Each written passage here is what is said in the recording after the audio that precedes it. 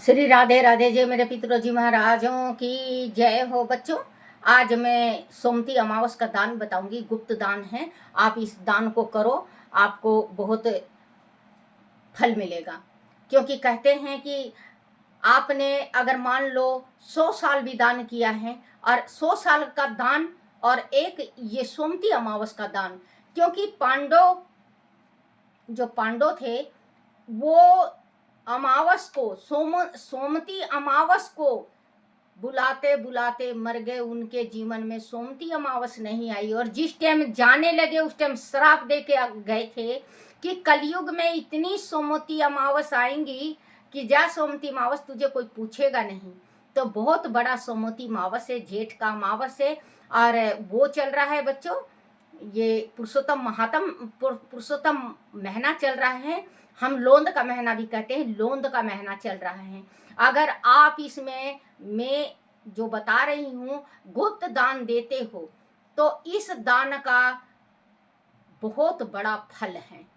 आपको क्या करना है, इतना बड़ा देखो, समर्थ के हिसाब से दान बता रही हूँ। जैसे 4 दान बताऊंगी, चारों दान आप अपने समर्थ के हिसाब से कर सकती हो। जैसे कोई ज्यादा मतलब पैसे वाला है, खाते पीते घर का है और वो दान दे सकता है, तो इतना बड़ा तांबे का कलश लियाओ, या इतना बड़ा तांबे पीतल का कलश लियाओ, या इतना बड़ा कांसी का कलश लियाओ।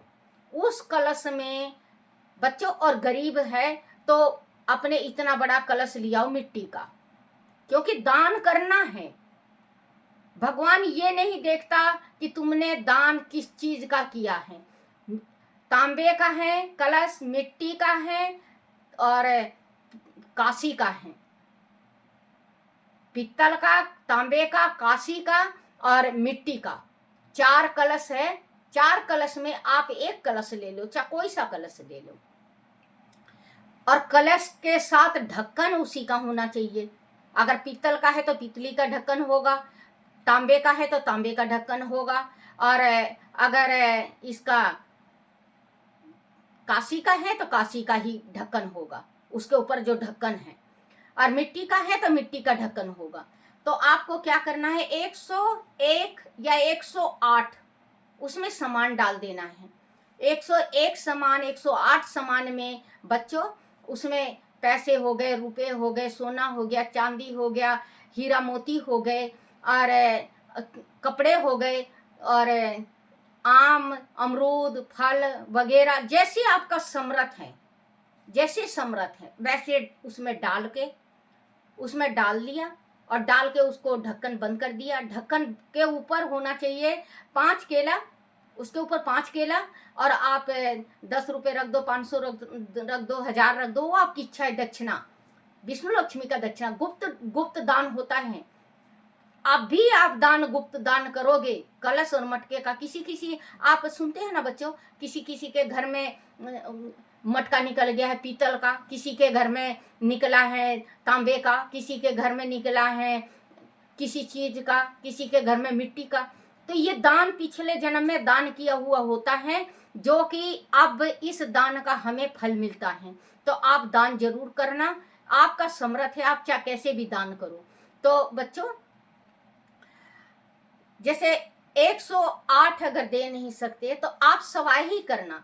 जैसे 11 चीज हो, अमरूद हो, जैसे गरीब है, गरीब दान तो करना चाहता है लेकिन उसके पास गुंजाइश नहीं है। एक आम लियाओ, एक केला लियाओ, एक सेब लियाओ, एक चीकू लियाओ, एक अमरूद लियाओ, एक रुमाल रख लो, उसमें रुमाल डाल दो। अगर कपड़े का आपका उसके कपड़े का समर्थ नहीं है तो पीला रुमाल डाल दो, उसमें एक पीला तौलिया साफा डाल दो, अंगोछा कहते हैं, आप उसको डाल दो। आप 11, 21, 31, 41, 51, 71 और 81, 101 ऐसे आप दान कर सकते हो, जितना समर्थ है आपका।